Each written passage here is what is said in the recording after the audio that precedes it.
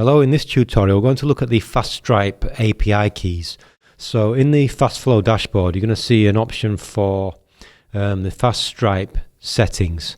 So once you open this panel you'll see options for the publishable keys and the test keys. So what I'm going to do is add the test keys just to show you this. You want to add both of these though. When you're in Stripe you want to come into the developers section, and under developers there's going to be a section called API keys.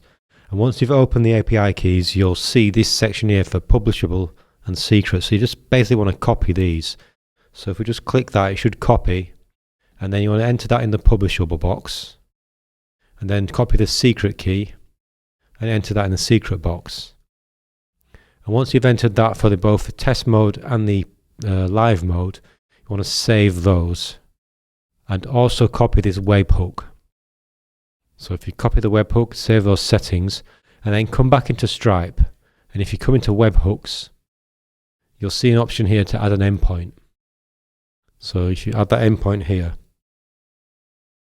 and basically with the latest API, just make sure that's set, and basically you can add all events from here, receive all events, and then add that endpoint.